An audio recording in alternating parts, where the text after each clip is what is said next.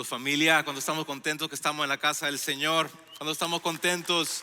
Iglesia, si puedes ponerte de pie, antes de que entremos a la palabra y antes de que entremos completamente, quiero tomar un tiempo para orar por el pueblo de Venezuela.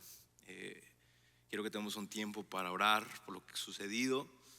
Hay muchas familias, niños, madres, hermanos, tíos, amigos, y queremos orar como iglesia.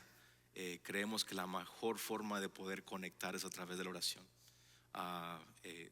Más de estas, muchas más organizaciones en las cuales puedes apoyar, puedes llevar comida. Vamos a estar mandando información a través de las redes sociales. Pero quiero que como iglesia podamos orar.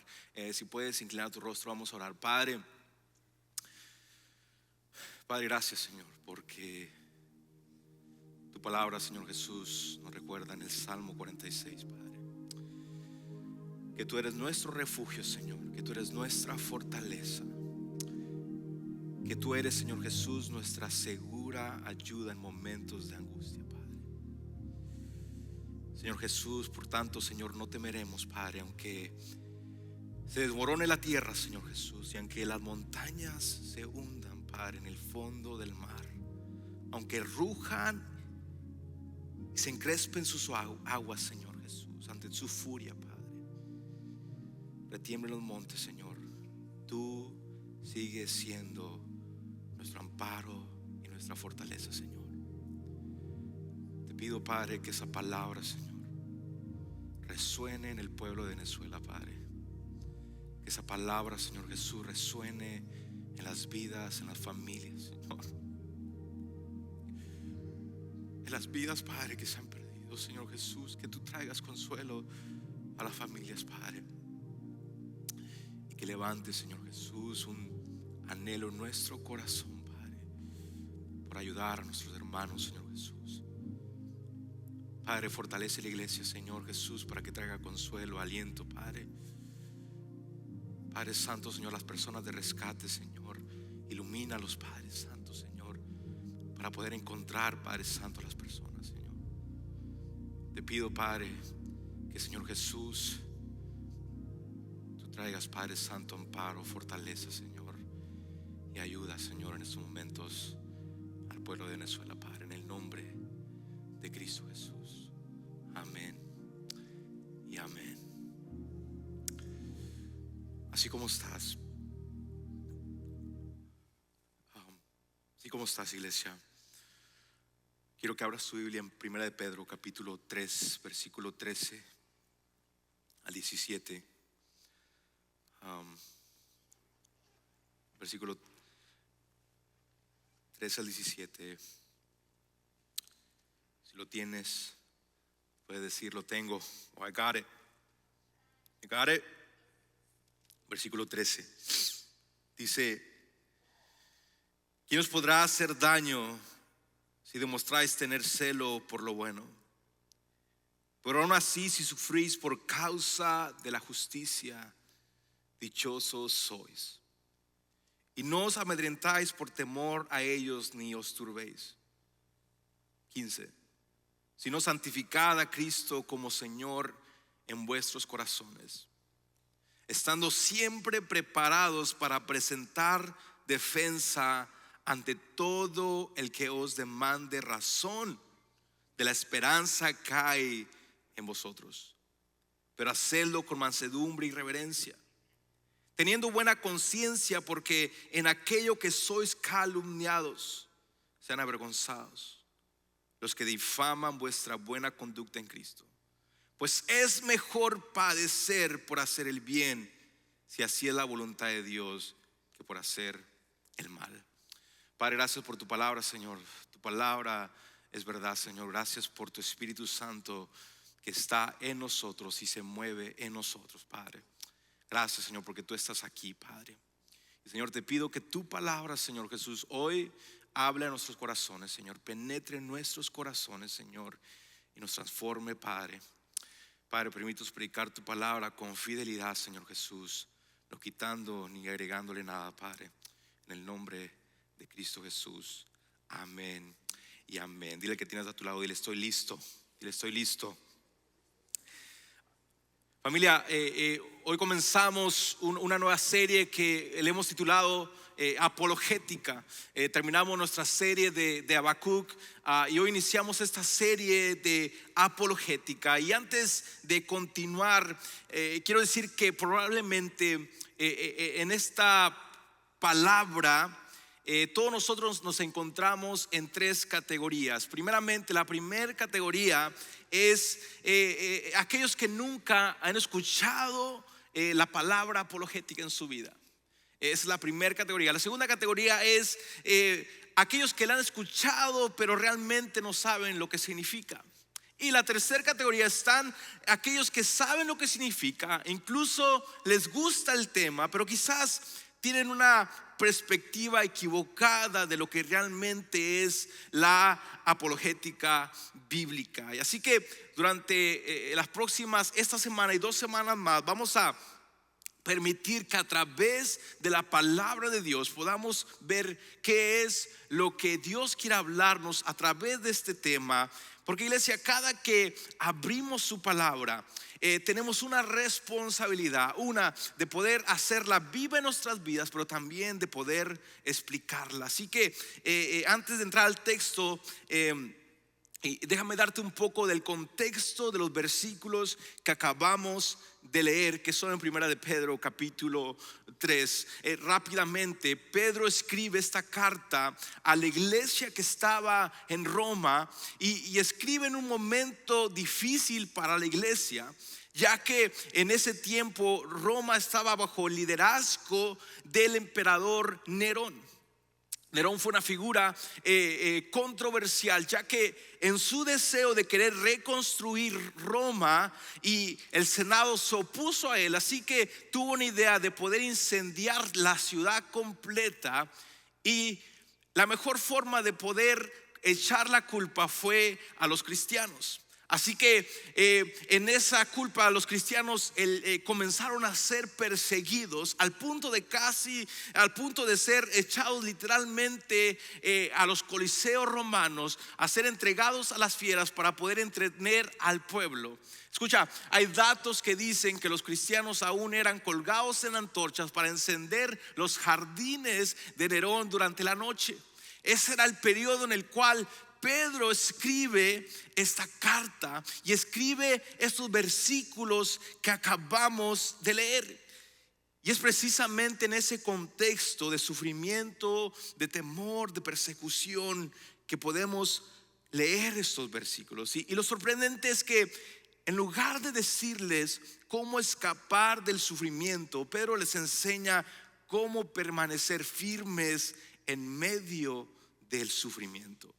Pero Pedro no les habla del sufrimiento como alguien que simplemente quiere animarlos. Les recuerda que Cristo había sufrido ya por ellos. Más adelante en el versículo 18 dice: porque también Cristo murió por los pecados una sola vez, el justo por los injustos, para llevarnos a Dios. En otras palabras, Pedro les está diciendo: si Cristo sufrió por ustedes, no se sorprendan si ustedes también tienen que sufrir por Él. Y ese les dice en el versículo 14: pero aún si sufrís por causa de la justicia, escucha, dichosos sois. ¿Qué declaración tan extraña Pedro les hace? Porque usualmente la palabra dichosos, o usualmente en nuestra mentalidad del occidente, ser dichoso significa que todo nos vaya bien. Ser dichoso significa que tenemos buena salud, que tenemos una estabilidad, que nadie nos critica. Escucha, cuando le caemos bien a todos, para eso decir esa persona es muy dichosa. Pero Pedro dice algo diferente. Dice: dichosos son si sufrís por causa de la justicia. Interesante lo que dijo el escritor y predicador John Stott. Él dijo: la iglesia pierde su influencia cuando se parece demasiado al mundo que está llamado a transformar. Lo diría de esta manera: los hijos de Dios perdemos nuestra influencia cuando nos parecemos al mundo que fuimos llamados a transformar. Escucha, iglesia, seguir a Cristo nos va a costar. Porque si vivimos para recibir los aplausos de los hombres, nos sería difícil permanecer fieles cuando seguir a Cristo tenga un costo. Pero dice que incluso cuando sufrimos por hacer lo correcto somos bienaventurados. ¿Por qué? Porque Dios está con nosotros, porque nuestro sufrimiento, escucha, no tiene la última palabra. Ahora Pedro no solo les deja esta carta con instrucciones para ese tiempo que ellos estaban viviendo, sino que también sigue siendo instrucciones para nosotros. En el versículo 15 sigue haciendo eco en nuestras vidas y nos enseña cómo debemos vivir en este tiempo. Versículo 15, que va a ser el centro de lo que vamos a hablar, dice: si no santifiquen a Cristo como Señor en sus corazones. Escucha, la palabra santificar significa apartar, consagrar o reconocer algo como santo. Pedro está diciendo: en medio de la presión, en medio de la oposición, en medio del sufrimiento, asegúrense de que Cristo ocupe el lugar más alto en su corazón, porque de ahí fluye todo lo demás. De ahí fluye todo lo demás. Y familia, aunque nosotros no vivimos bajo la misma situación y persecución que estos cristianos estaban pasando, la exhortación sigue siendo la misma para nosotros. Pedro nos llama a una vida santa, a una vida separada por Dios, a una vida completamente entregada al Señor. Es como si dijera: aún si llega el día en que seguir a Cristo nos cueste algo, quiero que sigan viviendo para Él. Aún si llega el día donde la gente comienza a cuestionar tu fe, aún si llega el día donde la gente comienza a decir que lo que creemos no es verdad, sigan permaneciendo en Cristo. Y entonces llegamos a la parte del versículo más conocida, que dice: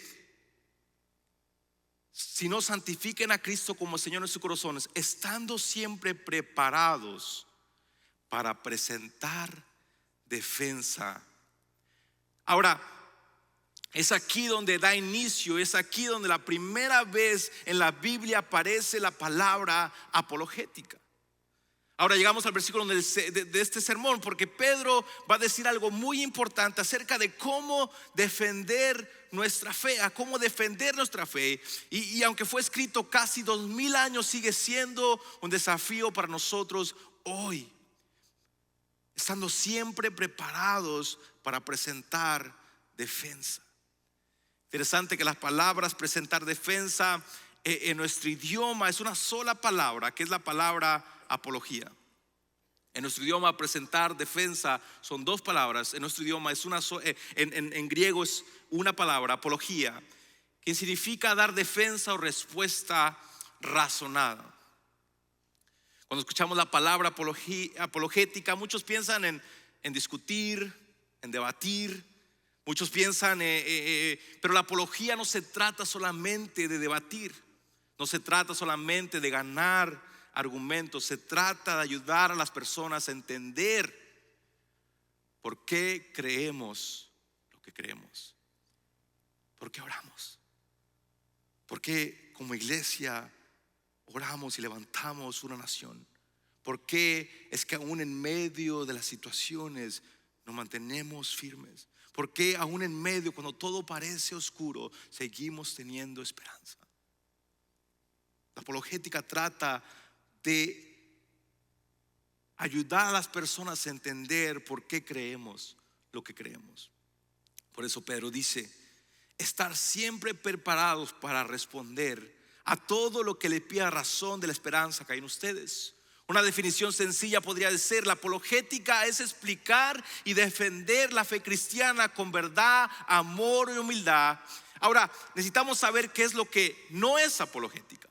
¿Qué es lo que no es apologética? Lo que no es apologética no es pelear. A algunos les encanta pelear por acá. A algunos les encanta debatir. No es humillar a las personas. No es ganar una discusión por internet, en Facebook. No, es que esto. No es demostrar que somos más inteligentes que otros. Escucha, lo que sí es apologética es ayudar a alguien que tiene preguntas. Lo que sí es apologética es quitar obstáculos que impiden que personas puedan acercarse a Cristo. Es mostrar nuestra fe tiene un fundamento. Señalar a las personas hacia Dios. Eso es apologética. Es como pensemos en un abogado. Un abogado no solamente, su trabajo no es crear la verdad. Su trabajo no es crear la verdad, su trabajo es presentar la evidencia de la verdad. De la misma manera, los cristianos no inventamos la verdad, presentamos la verdad de Cristo y dejamos que Cristo haga la obra en el corazón de las personas. Escucha, iglesia, la meta de la apologética no es ganar una discusión, es ganar una oportunidad para señalar a alguien hacia Jesús. No es ganar una conversación. Así que Pedro está diciendo: estén preparados para explicar qué siguen, por qué siguen a Jesús. Estén preparados para defender aquello en lo que creen. En esencia, Pedro está diciendo esto: ya están viviendo por lo que creen, están siendo perseguidos por lo que creen. Ahora hay una responsabilidad de poder explicar lo que creen. Lo interesante es que en este pasaje Pedro nos muestra tres cosas que debemos estar listos para presentar al mundo cuando nos preguntan acerca de nuestra fe. Tres cosas que quiero que te lleves contigo. La primera es: como hijos de Dios, defensores de la fe, debemos de dar un buen ejemplo. Escucha, antes de los argumentos, evidencias o respuestas que podemos dar, Pedro habla de nuestra forma de vivir. Mira lo que dice en el versículo 13 y 16. Dice: ¿y quién os podrá hacer daño si demostráis tener celo por lo bueno? Más adelante dice: teniendo buena conciencia, para que sean avergonzados los que difaman vuestra buena conducta en Cristo. Pedro entiende algo que nosotros muchas veces olvidamos, iglesia. La primer defensa de nuestra fe no son nuestras palabras, es nuestra vida. La primer defensa de nuestra fe no son las palabras lindas que pueden salir de nuestra boca, sino es la manera en que nosotros vivimos. Antes de que alguien escuche nuestro argumento, verá nuestro carácter, iglesia. Antes de que alguien pregunte en qué creemos, verá cómo vivimos. Por eso Pedro dice: vivan de tal manera que las personas puedan ver a Cristo en ustedes. Porque una vida transformada sigue siendo una de las evidencias más poderosas que puede haber, iglesia. La gente puede cuestionarse cualquier cosa, pero no puede cuestionar lo que Cristo ha hecho en tu vida.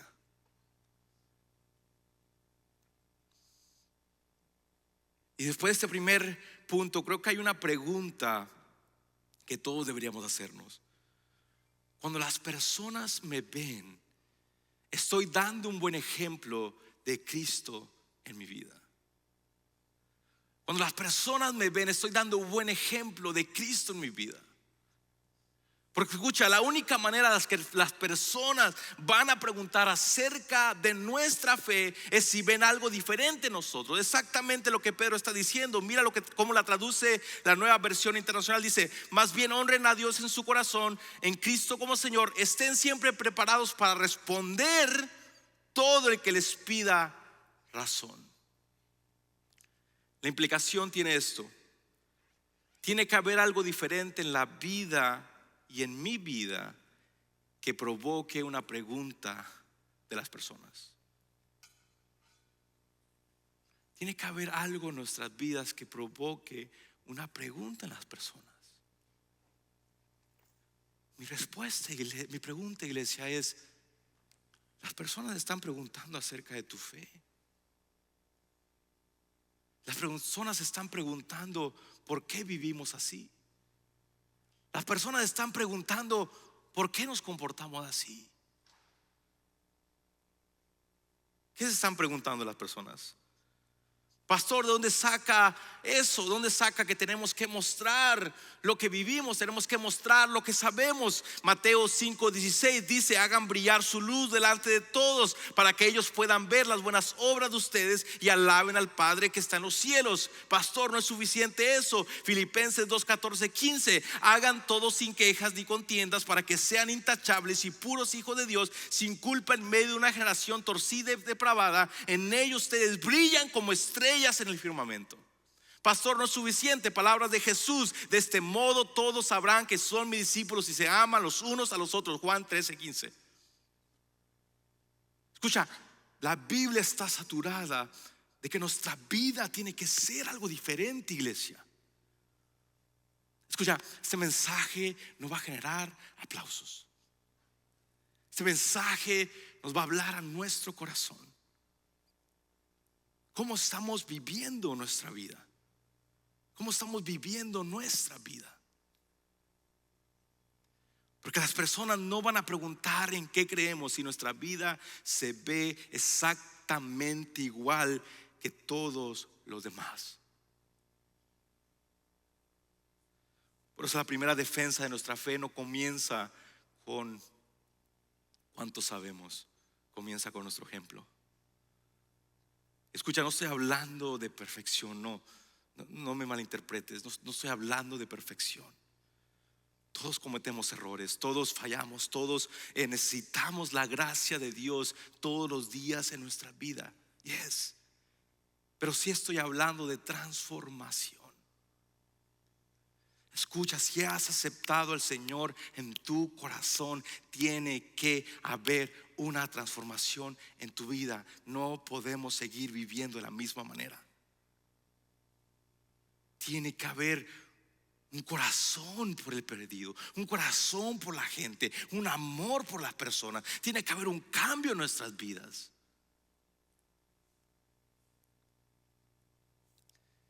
Y cuando ven eso, entonces las personas comienzan a preguntar: ¿qué está pasando contigo? ¿Te pasó que cuando viniste al Señor, la gente comenzó a preguntar: Kabir, ¿qué está pasando contigo? Kabir, ¿por qué actúas diferente? Te comenzó a preguntar: Sabi, ¿por qué ya no haces lo que antes hacías? Sigue la gente preguntando esas preguntas que hacía cuando viniste al Señor. Las personas tienen que comenzar a preguntar, y la respuesta siempre apuntará a Cristo. No, esto no lo hice yo, lo hizo Cristo. Él es el que lo hizo. Por eso, iglesia, la primera defensa de nuestra fe es una vida que refleja a Jesús. Pero Pedro no termina ahí, porque una vida diferente abrirá la puerta para una conversación, pero también debemos estar preparados para responder cuando llegue esa conversación. Así que tenemos que saber que, número 2, como cristianos, como hijos de Dios, debemos dar una buena explicación de lo que creemos. Por eso dice en el versículo 15: estén siempre preparados para responder, estén siempre preparados para dar defensa. Escucha, vivir una vida que refleja a Jesús es el primer paso. Pero te recuerdo que no estoy hablando de perfección, no estoy hablando de perfección o de hacerlo por tus propias fuerzas, pero sí de que tu vida genuinamente muestre el amor de Dios, la compasión de Dios, la verdad de Dios. Pero también debemos saber cómo explicar por qué creemos lo que creemos. Si nuestra vida está reflejando algo diferente, por consecuencia es obvio que las personas comiencen a preguntar por qué lo creemos. Escucha, iglesia, si has escuchado la frase: tengo una fe a ciegas, o ten fe a ciegas.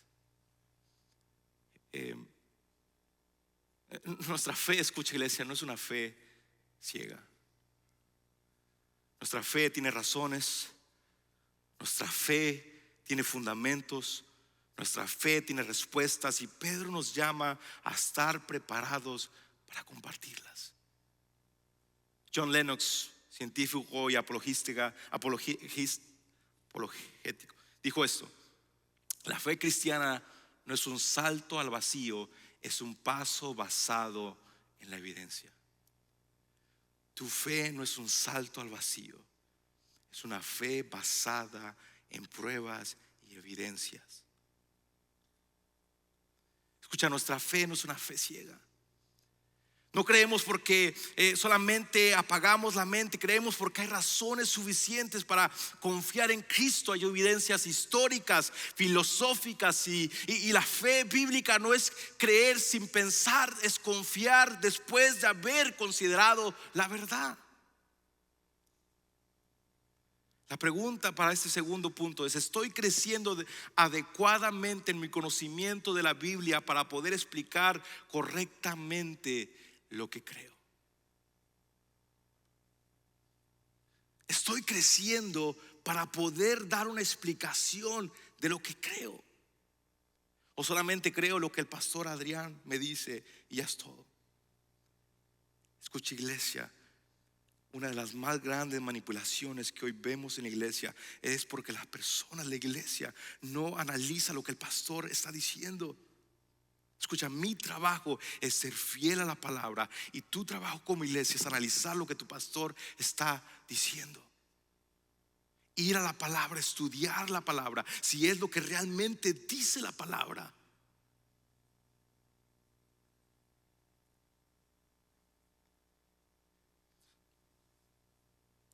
Alguien dijo: predica el evangelio y si es necesario usa palabras.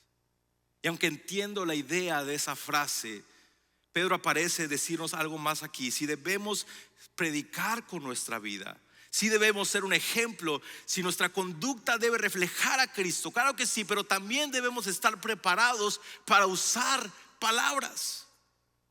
Sí, tu vida tiene que ser un reflejo de lo que Cristo ha hecho en tu vida, pero también tienes que estar preparado para usar palabras y decir por qué crees lo que crees.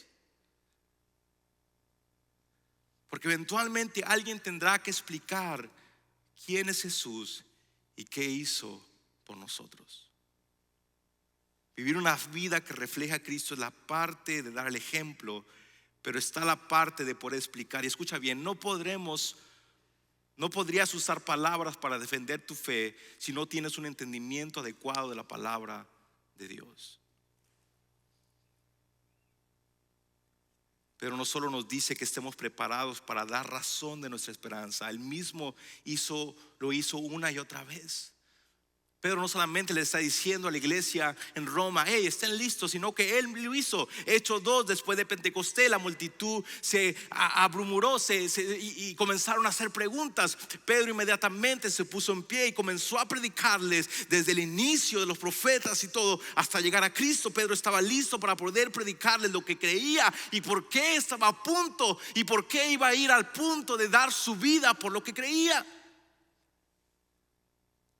Escucha, iglesia, tenemos que tener un conocimiento de por qué creemos lo que creemos. ¿Por qué creemos lo que creemos?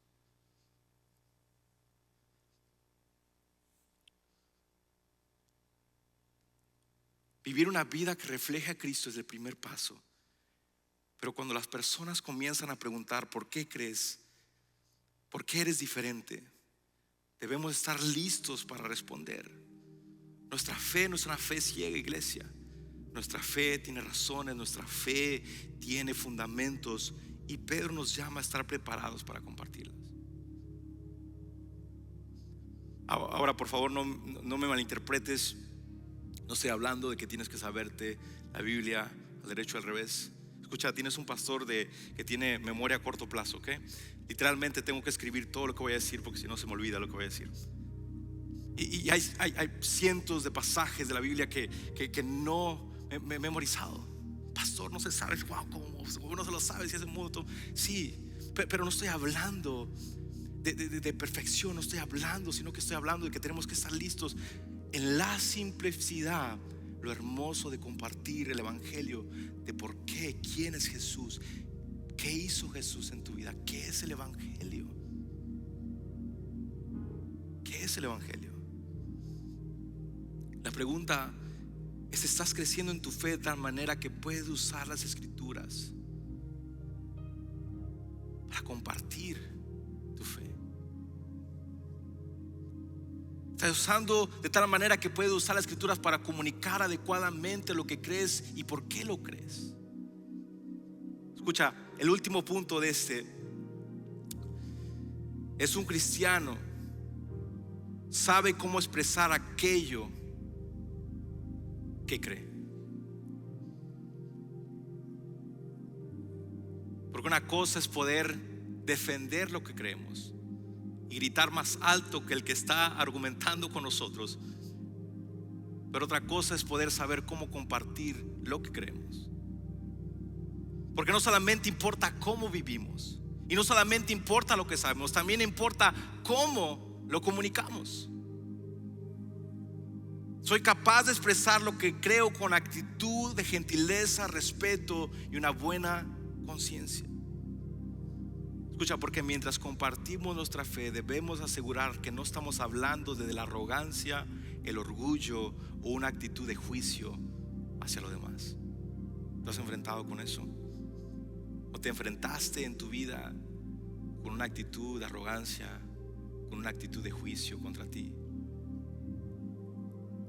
Escucha, algo que sé acerca de algunas personas que aman la apologética es que a veces pueden parecer un poco arrogantes o pesadas en la manera en que comunican la verdad. Conozco algunas personas que aman la apologética y que realmente no sé si están ayudando o desayudando al cuerpo de Cristo. Pero Pedro nos llama a algo diferente. Pedro nos invita a ser buenos testigos del amor de Dios, de la manera en que compartimos nuestra fe. Y escucha, amar a las personas no significa que siempre estemos de acuerdo en todo, pero sí significa que puedo comunicarle lo que creo, no desde una postura de arrogancia o orgullo, sino de una actitud de amor para que puedan conocer la verdad. Nos invita a estar preparados para responder a todo aquel que nos pregunta acerca de nuestra esperanza. Pero cuando lo hagamos, cuando lo expliquemos nuestra fe, Pedro dice: háganlo con gentileza y respeto. La palabra gentileza tiene la idea de mansedumbre, ternura y humildad. La palabra respeto tiene la idea de reverencia, de temor a Dios. Y además dice que debemos hacer como una buena conciencia. En otras palabras, nuestra motivación debe ser la correcta. No debemos responder para impresionar a las personas. No debemos responder porque queremos que las personas, para decir yo quiero ganar esta discusión. Iglesia, escucha, de nada nos sirve ganar una discusión si perdemos la oportunidad de seguir compartiendo el evangelio con la persona. A veces puedes ganar una discusión de lo que crees, pero si no lo haces con humildad, con respeto, con amor, la persona nunca más va a querer tener una conversación contigo. Por eso Pedro dice: cuando compartan lo que ustedes creen, háganlo con humildad, con mansedumbre. De nada nos sirve ganar una discusión si alejamos a alguien del evangelio. Porque cuando hablamos con humildad, con respeto, hay muchas más posibilidades que las personas puedan conocer a Cristo de la misma manera en que nosotros lo hemos conocido. Escucha, ¿cómo conociste al Señor? ¿Cómo compartió alguien contigo? Con amor, con respeto, con cariño. Escucha, nuestra vida tiene que ser una evidencia de que Cristo vive en nosotros. Pero también tenemos que conocer la palabra para poder explicar lo que creemos. Y la misma palabra te va a llevar a tener una postura de amor, de humildad, para poder compartir la palabra. La apologética no se trata de señalar a las personas sus errores. La apologética se trata de señalar a Cristo, de señalar quién es Cristo y qué hizo por nosotros. Por eso, iglesia, si queremos defender nuestra fe, Pedro nos deja 3 recordatorios. Como cristianos debemos dar un buen ejemplo. Como cristianos debemos dar una buena explicación de lo que creemos, y como cristianos debemos expresar lo que creemos con gentileza, respeto y amor. Escucha, porque una vida que refleja a Cristo, una mente que conoce la verdad y un corazón lleno de gracia son una de las defensas más poderosas del Evangelio. Una vida que refleja a Cristo, una vida que conoce la verdad de lo que cree, y una vida que lo hace con humildad, respeto y amor son una de las mayores defensas del Evangelio que podemos tener. Escucha, queremos que la iglesia, que la gente pueda conocer de Dios. Apliquemos esas tres cosas a nuestras vidas. Apliquémoslo a nuestras vidas. Y quiero terminar con esta imagen. Lee Strobel, uno de los periodistas muy exitoso, ateo, convencido de que Dios no existía. De hecho, no solo no creía en Dios, sino que su deseo era poder probar de que Dios no existía. Y un día su esposa se convirtió a Cristo. Y él pensó que todo iba a terminar para su matrimonio. Pensó que iban a venir los problemas. Pensó que su matrimonio estaba acabado porque su esposa había venido aquel que le estaba tratando de probar que no existía. Pero ocurrió exactamente lo contrario. Con el paso de los meses comenzó a notar algo diferente en ella. Él cuenta que comenzó a ver más paciencia en ella, comenzó a ver más amor, comenzó a ver más gracia, comenzó a ver más paz en su esposa. Cuando surgían los problemas, ella reaccionaba de una manera diferente. Cuando había tensión, ella respondía con bondad. Cuando las cosas no salían como ella esperaba, ella reaccionaba con paz. Y Lee no podía ignorarlo. Escucha, Lee Strobel, antes de escuchar los argumentos de su esposa, vio los resultados de Cristo en la vida de su esposa. Antes de creer el mensaje, vio el mensaje obrando en la vida de su esposa. Aquello despertó una pregunta: ¿qué está pasando contigo? ¿Por qué eres diferente? ¿Por qué tienes una paz que no tenías antes? Esta transformación fue una de las razones que lo llevaron a comenzar esta investigación exhaustiva para probar que el Jesús que ella predicaba, que el cristianismo era falso, y demostrar que la fe que ella tenía era falsa. Pero mientras investigaba, terminó encontrando la verdad del Evangelio y entregando su vida a Cristo. Hoy es uno de los apologistas más reconocidos en todo el mundo. Viajar por el mundo, ya no tratando de probar que el cristianismo es falso, pero ahora hablando de que Cristo salva y transforma vidas, aún una vida tan oscura como la de Él. Escucha, la verdad del Evangelio sigue transformando vidas. Escucha, es nuestra responsabilidad saber lo que creemos. Es nuestra responsabilidad como iglesia estudiar lo que creemos. Como te decía, este mensaje no trae muchos aplausos, pero como iglesia necesitamos que la iglesia entienda por qué creemos lo que creemos, por qué predicamos lo que predicamos, y por qué seguimos creyendo que Cristo sigue transformando vidas hoy. Porque el Evangelio, iglesia, es verdad. Es verdad. Y esa verdad te transformó a ti, y esa verdad me transformó a mí. Y esa verdad seguirá haciéndolo. Y Dios quiere usarte a ti para que esa verdad siga expandiéndose. Pero no podemos hacerlo si la gente nos está mirando algo diferente a nosotros no estamos aprendiendo por qué creemos lo que creemos, y si no sabemos hacerlo de una manera con amor y con humildad a las personas. Iglesia, ponte de pie.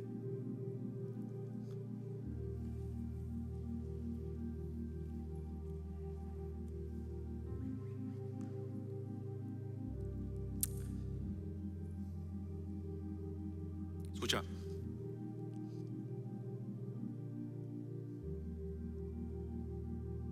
El evangelio no es un consejo, es una verdad. Un consejo lo das para que las personas decidan si lo toman o no. Una verdad es una verdad y nada lo cambia. Cristo descendió del cielo a morir por ti. Y esta es la verdad: que todo aquel que pone su fe en Él y confiesa con su boca que Cristo es el Señor, tiene vida eterna, es hijo de Dios. Puedes dejar que eso penetre tu corazón. Es la verdad del evangelio, iglesia. Es la verdad que transforma. Es la verdad que sigue cambiando, seguirá cambiando. Y es la verdad que predicaremos en Demed hasta que Cristo venga, iglesia. Es la verdad, no la vamos a cambiar. Y esa verdad la tenemos que defender, la tenemos que saber explicar en nuestras vidas. Escucha, mi deseo es que como iglesia podamos saber la verdad del evangelio. Mi deseo es que me pares en el pasillo y me digas: pastor, explíqueme esto. Mi deseo no solamente que el pastor, que excelente pastor, amén. ¿Cuántos quieren ir al infierno? Amén, pastor. No. Que escuches lo que el pastor dice y que lo analices y que estudies la palabra. Escucha, no para creerte el más inteligente, sino para que puedas disfrutar la verdad y el poder de lo que predicamos, de lo que hablamos, de lo que transformó tu vida y de lo que, si no lo ha transformado hoy, quiere transformarla hoy. Y mi oración es que puedas saber y conocer la verdad que predicamos. Cierra tus ojitos, iglesia. Padre, gracias por tu iglesia, Señor. Gracias por tu palabra, Señor. Tu palabra es verdad, Padre. Tu palabra nos invita, Señor Jesús, a creer en ti, Padre. Te pido por tu iglesia, Señor Jesús, que pueda conocer, Padre, que pueda disfrutar las riquezas de tu palabra, Señor, que pueda saber las promesas, Señor, y que podamos vivir una vida que muestre a ti, Señor Jesús, en nosotros, Padre. Gracias por tu iglesia, Padre. Que la bendición del Padre, del Hijo, del Espíritu Santo esté con ella, Padre, en el nombre de Cristo Jesús. Iglesia, dale fuerte el aplauso a Dios. Iglesia, nos vemos la próxima semana. Los amo. Dale un abrazo a alguien. Nos vemos, iglesia.